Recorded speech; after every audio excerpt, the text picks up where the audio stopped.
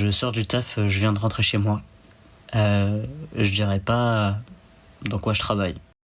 Mon Dieu Elio, mais vraiment je ne peux que compatir. C'est tellement grave de subir une pression pareille à son travail et de retenir ses larmes comme ça toute la journée.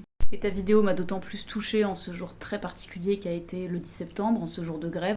Et ta vidéo m'a aussi rappelé des choses que j'ai vécues dans l'un de mes jobs étudiants. Si vous me suivez ici ou sur Camille Arty, vous savez que je jongle entre plusieurs petits jobs. Et ça m'est déjà arrivé, tout comme toi, et on est très loin d'être les seuls malheureusement à être en larmes, totalement démunis, et ce, dans un secteur assez précis puisque j'ai fait de l'animation en séjour adapté.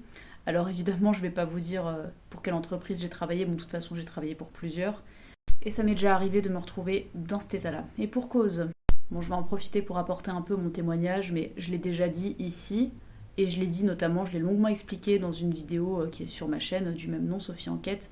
L'animation en séjour adapté, à l'origine, c'est quelque chose de passionnant, mais c'est extrêmement énergivore, exténuant, il faut être sur tous les fronts. Déjà, dans pas mal d'entreprises, il faut beaucoup conduire, ça déjà c'est hyper crevant, il faut faire tous les repas pour les vacanciers, il faut s'occuper du ménage dans le gîte, il faut s'occuper des activités pour les vacanciers et énormément les occuper. Il faut aussi leur donner leurs médicaments, les aider aussi potentiellement à la toilette. Et pardon, c'est pas du tout un manque de respect pour les vacanciers, ce que je veux dire, mais on a très souvent des problèmes de pipi caca, où on se retrouve à nettoyer de la merde, de la pisse, du vomi, tout ce que vous voulez. Bon, ça évidemment, c'est pas ce dont je me plains en l'occurrence dans ma vidéo, puisque ça c'est signé sur les contrats, on en a connaissance, on sait pourquoi on signe. Mais déjà ça, à l'origine, c'est pas du tout simple, et puis en plus, on n'a plus de vie pendant plusieurs semaines, souvent, puisqu'on doit s'occuper que des autres et on n'a pas de temps pour soi, ou extrêmement peu. Donc déjà, ça c'est pas forcément simple, et je ne vais pas non plus cracher dans l'eau que j'ai bu, puisque dans les entreprises pour lesquelles j'ai pu bosser, il y avait certaines choses qui étaient très bien et certaines personnes qui étaient top. Moi j'ai rencontré des collègues absolument géniaux, mais j'ai eu aussi affaire à des personnes absolument exécrables qui usaient à longueur de journée du passif-agressif dont j'ai parlé dans ma dernière vidéo à ce propos. Des gens qui, sous couvert d'un humour à deux balles ou d'un ton très ambigu, pensaient que mes collègues et moi n'allions pas remarquer à quel point ils se comportaient mal avec nous.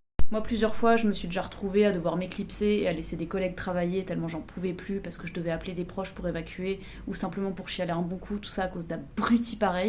Et je ne dirais rien non plus, quelle belle prétérition, sur certaines conditions de travail où les jours de congé n'étaient pas toujours assurés. Très très légal, hein, ça, surtout en 2025. Pour rester dans ce qui est illégal, on m'a déjà demandé aussi de faire des trucs qui auraient pu mettre ma vie en danger et celle des vacanciers. J'en dirai pas plus, et je sais que de manière générale, bien sûr, le secteur de l'animation a tendance à beaucoup souffrir, c'est pas une raison pour ne pas me plaindre. Et ce n'est pas une raison pour ne pas dénoncer mes conditions de travail sous de multiples aspects, puisque là, je n'en ai énuméré que quelques-unes. Bon, c'est plus facile à dire qu'à faire, mais faites attention à vous autant que vous le pouvez.